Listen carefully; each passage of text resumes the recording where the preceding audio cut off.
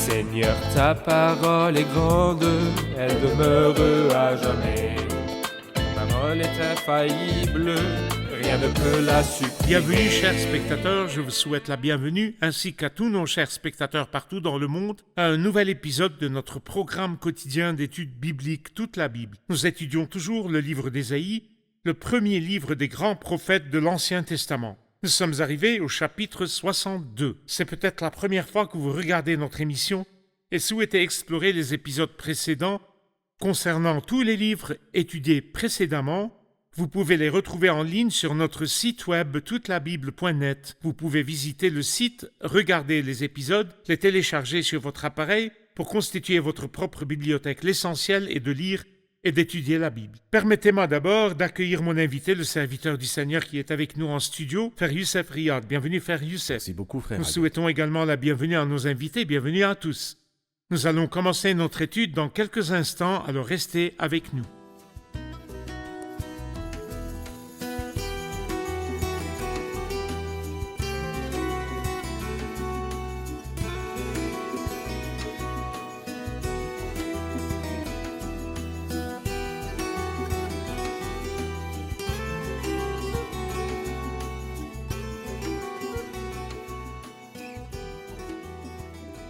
Bienvenue, Frère À Youssef. vous de même. Nous arrivons bientôt à la fin du livre d'Ésaïe. Quel C'est un dommage. long voyage. Oui. Mais il est vrai que nous apprécions chaque partie de ce grand livre qui dessine la chronologie de Dieu pour son peuple dans le passé et dans le futur. Déjà, le nom Ésaïe signifie le salut de Dieu. Oui. Ce livre doit donc apporter de la C'est joie. vrai, c'est vrai. Nous sommes arrivés au chapitre 62. Avant de creuser en profondeur certains de ces versets, nous voudrions prendre une idée générale sur ce chapitre et ses divisions. Eh bien, il est clair que le thème général de ce chapitre-là, même si nous n'en connaissons pas encore tous les détails, nous parle de la gloire d'une ville. Et si nous lisons dans le chapitre 54, que nous avons étudié auparavant, au verset 11, il dit de cette ville malheureuse, toi qui es battue par la tempête et que personne ne console. Jérusalem, pendant des milliers d'années, a été malheureuse, battue par la tempête et n'a pas été consolée. Elle était remplie de guerres et d'émeutes. Les rivières ont vraiment traversé son territoire. Mais ici, nous lisons qu'une gloire à venir viendra s'établir dans cette ville. Et si nous voulons diviser ce très beau chapitre, nous verrons que les versets 1 à 7 constituent une idée, et du verset 8 jusqu'à la fin du chapitre, il y a une autre idée. La première idée est celui des saints implorant le Seigneur. Versets 1 à 7. Ils invoquent le Seigneur, ils l'implorent en disant qu'ils ne peuvent pas se taire. À cause de Sion, je ne me tairai pas, à cause de Jérusalem, je ne prendrai pas de repos. C'est le langage du reste. Puis il dit dans le verset 6, la dernière phrase de cette partie, vous qui êtes chargés de la rappeler à l'Éternel, ne vous accordez aucun répit, ne lui laissez aucun répit. La réponse ou l'exaucement du Seigneur à la prière des saints, nous la trouvons à partir du verset 8 jusqu'à la fin du chapitre. L'Éternel l'a juré par sa main droite et par son bras puissant. Et à la fin de cette partie, lorsqu'il nous dit dans le verset 11, « Voici ce que l'Éternel annonce aux extrémités de la terre. Dites à la fille de Sion, ton salut arrive. » Et il ajoute, « Il a son salaire avec lui et sa récompense devant lui. » Permettez-moi de lire les premiers versets de ce chapitre. « À cause de Sion, je ne me tairai pas. À cause de Jérusalem, je ne prendrai pas de repos. Jusqu'à ce que sa justice apparaisse comme l'aurore et son salut comme un flambeau qui s'allume. Alors les nations verront ta justice et tous les rois ta gloire, et l'on t'appellera d'un nom nouveau, défini par l'Éternel lui-même. Tu seras une couronne splendide dans la main de l'Éternel, un turban royal dans la main de ton Dieu. » Le discours ici concerne Jérusalem. Il dit aussi « à cause de Sion ». La distinction entre Jérusalem et Sion, s'agit-il de deux lieux différents ou d'un seul? Pourquoi a-t-il mentionné Jérusalem et Sion? Eh bien, Sion est la montagne au sommet de laquelle fut bâtie la ville de Jérusalem. Ainsi, Sion est une montagne, la montagne de Sion. Jérusalem est la ville.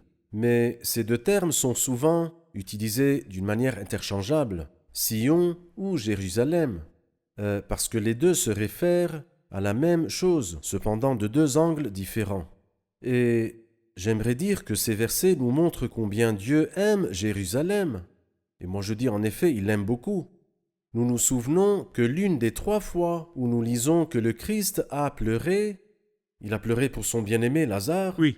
Ils ont dit, voyez comme il l'aimait lorsqu'il pleurait sur lui. Mais il pleura aussi pour Jérusalem quand il regarda la ville et pleura pour elle. Et nous pouvons peut-être penser qu'il pleurait sur Jérusalem parce qu'il s'attendait à des temps qui seront difficiles, des jours sombres et des persécutions dures dans cette ville. Mais en réalité, il pleurait sur elle, et si seulement tu avais toi aussi reconnu aujourd'hui ce qui peut te donner la paix.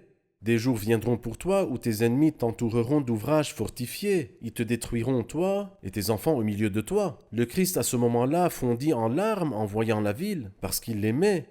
Et ici, il est clair que, à cause de Sion, je ne me tairai pas, et à cause de Jérusalem, je ne prendrai pas de repos, jusqu'à ce qu'elle devienne un turban royal dans la main de son Dieu. Alors ces paroles concernent la gloire de Jérusalem dans le futur, Jérusalem qui est au sommet de la montagne de Sion, Oui. à l'avenir. Oui. Pour continuer sur les paroles du verset 4, on ne t'appellera plus abandonné, on ne dira plus à ta terre dévastation, mais on t'appellera mon plaisir éternel, et l'on appellera ta terre mariée.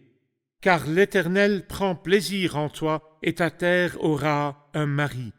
Tout comme un jeune homme épouse une jeune fille vierge, tes descendants deviendront pour toi pareils à des époux, et tout comme la fiancée fait la joie de son fiancé, tu feras la joie de ton Dieu. Ici, il commence à donner des noms à Jérusalem. Nous aimerions nous y arrêter et en connaître la signification. Nous souhaitons également savoir les autres noms de Jérusalem pendant le royaume millénaire qui sont mentionnés dans le reste des livres de la Bible.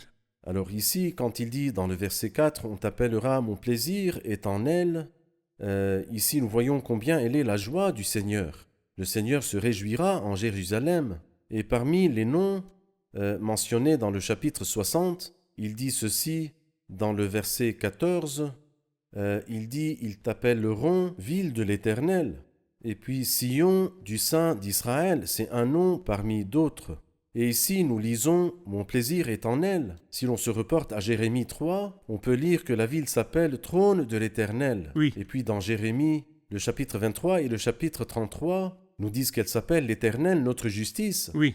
Et lorsque nous allons à Ézéchiel. Ézéchiel chapitre 48, il nous dit que la ville s'appelle « l'Éternel est présent ».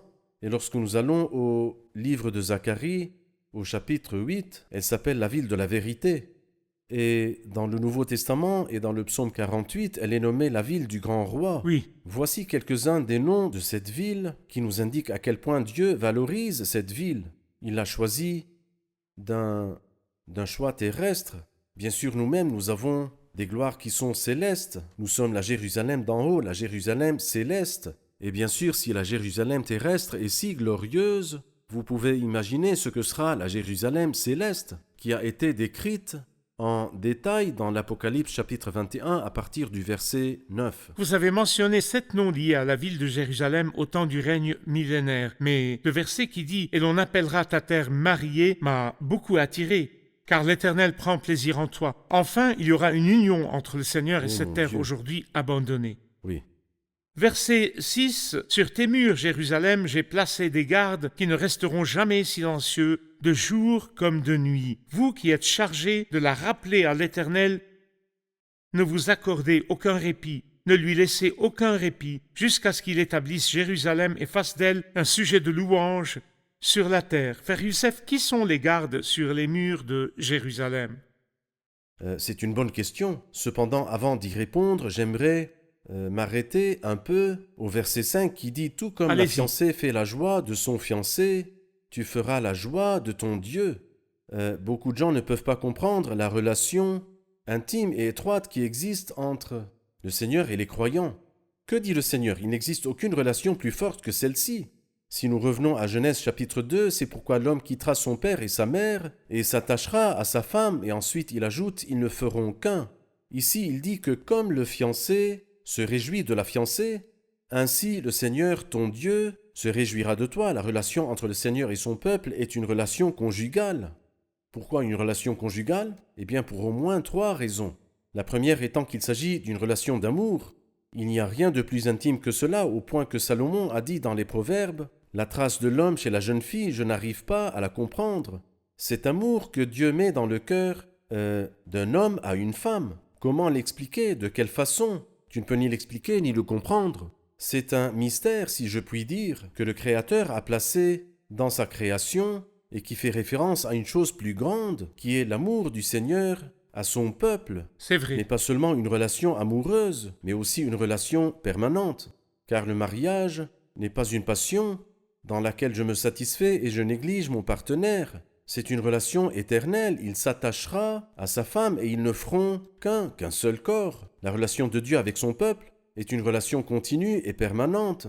Et troisièmement, c'est une relation qui n'accepte pas du tout de tiers. Si nous sommes des amis, il est tout à fait normal d'avoir une troisième personne qui soit aussi notre ami. Même 10 amis, 1000, millions, il n'y a pas de problème. Mais dans une relation conjugale, il ne peut pas y avoir de tiers. C'est vrai. La relation ne peut pas supporter cela du tout et le Seigneur n'accepte pas cela du tout, jamais. La présence de quelqu'un d'autre qui pourrait voler notre cœur. C'est très jamais. vrai. C'est vrai. C'est pourquoi la relation conjugale est une chose merveilleuse. Et puis le livre du Cantique des Cantiques qui est très mal compris par les gens et qui parle de cette relation conjugale entre le Seigneur, entre Dieu et son peuple. Et pas seulement dans le Cantique des Cantiques, mais aussi dans Ésaïe, dans Jérémie, dans Ézéchiel et dans Osée, dans le Nouveau Testament. Oui, dans Matthieu 9, les invités à la noce, et dans Jean chapitre 3, le marié et la mariée. Bien sûr, tout cela est merveilleux. Et là, je réponds à votre question à propos des gardes. Les gardes qui ne se taisent ni le jour, ni Oui, la toute la nuit. nuit. Et moi, je les appelle les hommes de prière. Oui. Les hommes qui prient toujours pour les croyants et pour le peuple de Dieu. Et combien nous avons besoin de saints, des pieux, dont il est dit ici, ne resteront jamais silencieux de jour comme de nuit. Vous qui êtes chargés de la rappeler à l'Éternel, ne vous accordez aucun répit. Ne lui laissez aucun répit, c'est-à-dire, ne permettez pas au Seigneur de se taire. Il y a beaucoup de choses que le Seigneur veut pour son peuple. Vous qui êtes chargés de la rappeler à l'Éternel, continuez de prier, continuez de frapper, et l'on vous ouvrira, comme dit le Christ, dans le Nouveau Testament. Ce chapitre commence par cette phrase « Je ne me tairai pas. À cause de Sion, je ne me tairai pas. Je poursuivrai jusqu'à ce que sa justice apparaisse. » C'est vrai. Il exhorte également les gardes « Ne vous accordez Ne vous aucun accordez répit. aucun répit. Comme moi je persévère jusqu'à ce que sa justice apparaisse. Continuez à prier aux portes. » Nous allons bien. regarder un reportage et puis nous répondrons aux questions. Combien ces promesses sont précieuses. Ces paroles, même à notre époque, réjouissent le cœur de chaque Hébreu racheté qui pense à son peuple, qui est encore perdu dans les ténèbres de l'incrédulité. Il prie donc pour la paix de Jérusalem en attendant impatiemment le jour où son peuple réalisera ces vérités. De même, au début même de la période de la tribulation, un reste parmi eux sera appelé et annoncera ce message à leurs frères, implorant Dieu en leur faveur, lui demandant de hâter le jour où Jérusalem sera un joyau de louange sur toute la terre, une louange sur la terre.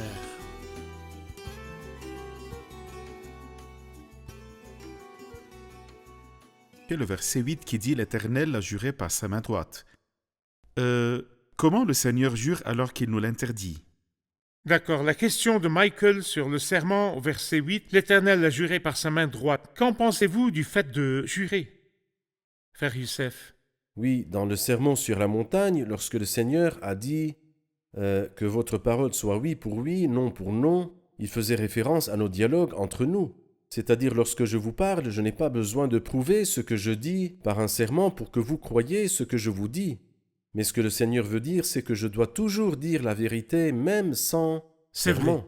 Cependant, cela ne signifie pas autant qu'un serment soit en soi un mal ou un péché. Sinon, s'il était un mal en soi, il aurait été impossible de lire que le Seigneur ici a juré. Et il serait impossible de lire dans l'Épître aux Hébreux ou dans le psaume 95 que le Seigneur dit « J'ai juré dans ma colère, ils n'entreront pas dans mon repos ». C'est pourquoi Dieu, voulant montrer plus clairement encore aux héritiers de la promesse le caractère irrévocable de sa décision, est intervenu par un serment, c'est la deuxième fois. Et la troisième, l'Éternel l'a juré, il ne rétractera pas, tu es prêtre pour toujours, à la manière de Melchisédek. Pourtant, la question qui pourrait nous intriguer est, Dieu a-t-il besoin de jurer afin que ses paroles soient vraies?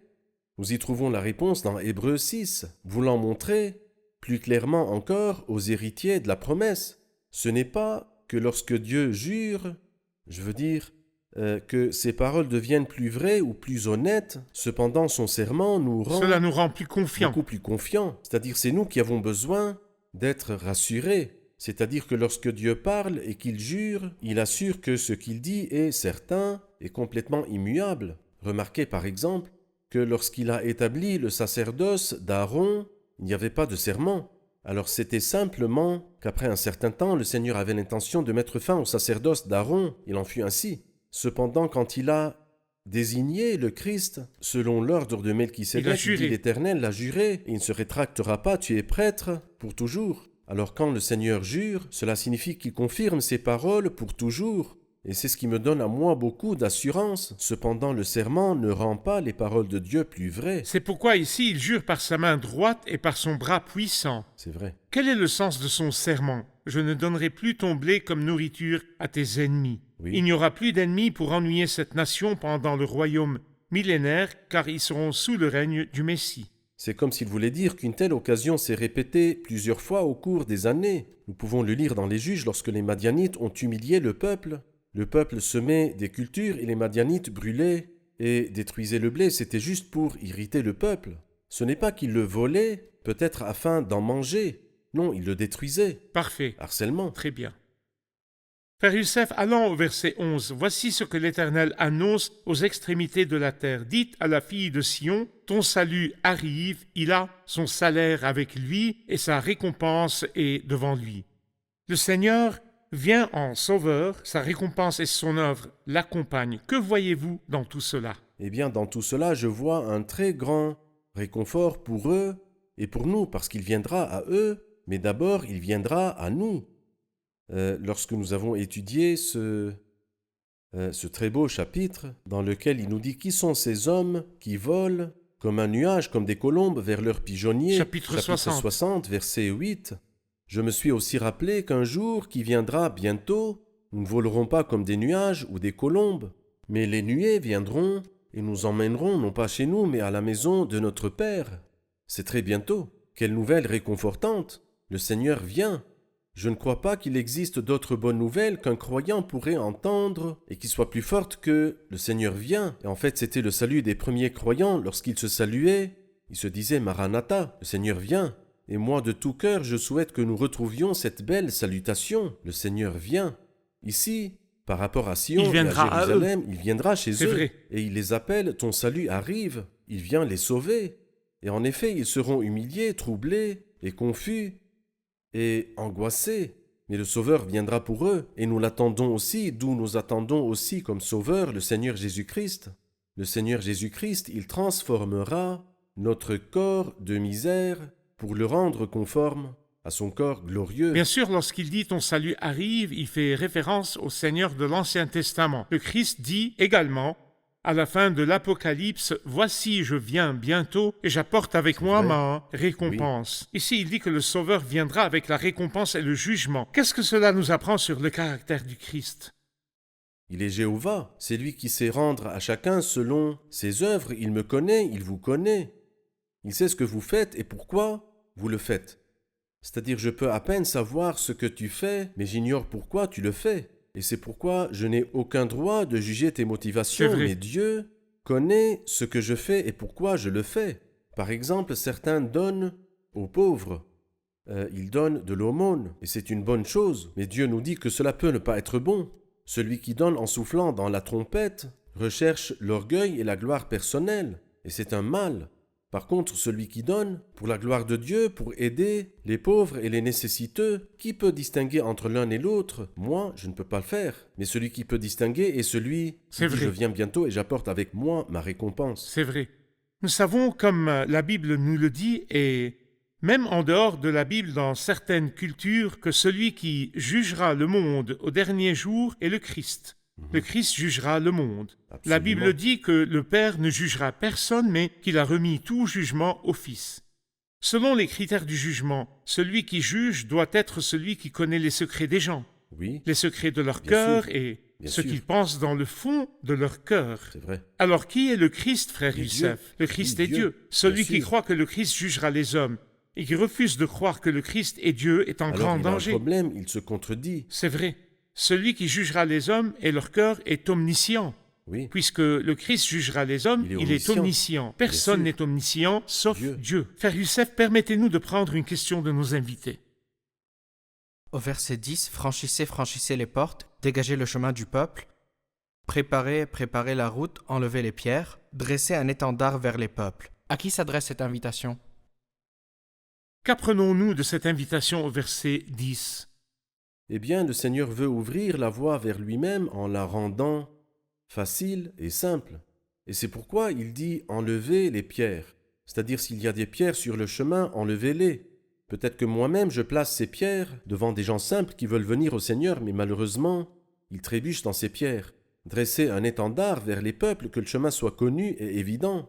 Et cela me rappelle, frère Hayat, ce qui est mentionné dans Deutéronome chapitre 19, sur les routes qui mènent aux villes de refuge qui doivent être pavées pour C'est ne pas vrai. se perdre ou bien trébucher, pour ne pas tomber en chemin, car quelques secondes peuvent coûter la vie à quelqu'un. Moi, j'ai entendu dire que lorsque les tours jumelles de New York se sont effondrées, ceux qui ont attendu un tout petit peu sont morts. C'est une question de secondes, il faut s'enfuir rapidement. Ici, le verset dit « Faites en sorte que le chemin vers la présence du Seigneur, vers l'adoration du Seigneur, vers les bénédictions du Seigneur, vers son salut soit facile. Ne rendez pas le chemin difficile, enlevez les pierres et dressez un étendard, et que celui qui veut venir vienne, et celui qui ne veut pas venir sera responsable de lui-même, car le chemin est très simple et vraiment accessible. » Parfait. Merci, frère Youssef. Seigneur Que vous Dieu vous bénisse. bénisse. Nous arrivons à la fin de notre épisode. Nous allons maintenant le revoir avec nos invités.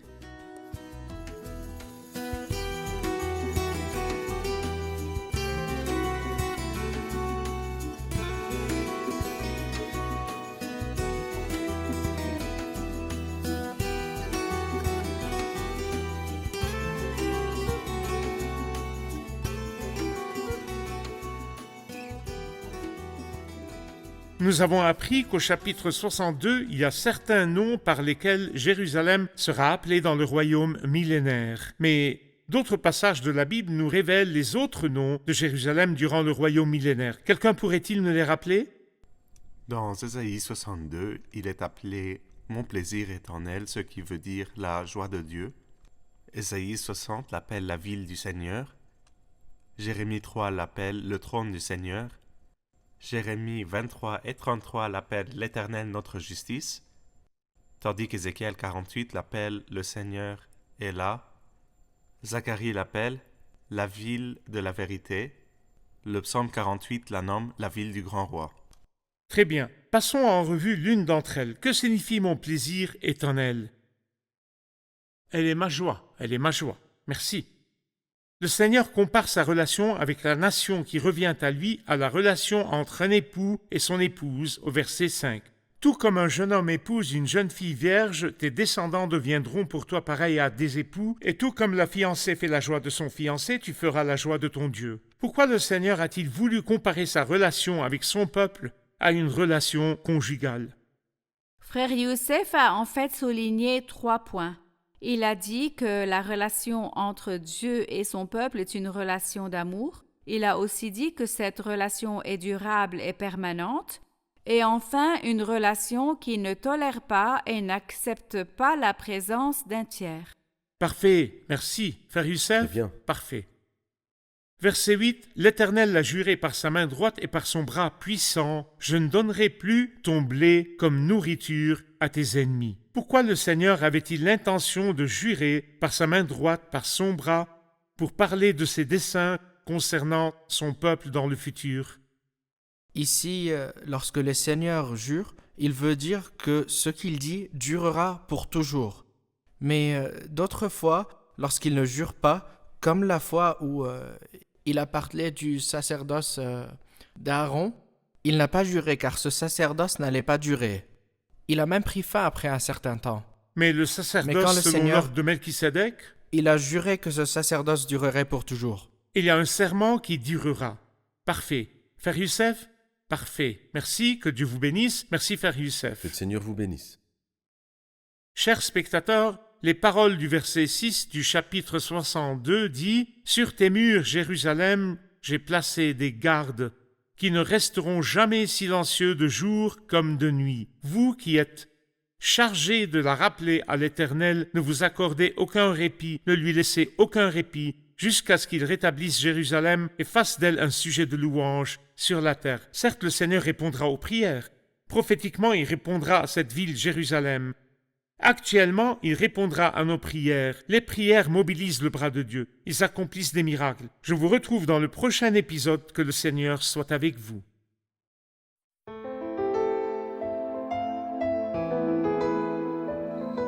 Seigneur, ta parole est grande, elle demeure à jamais.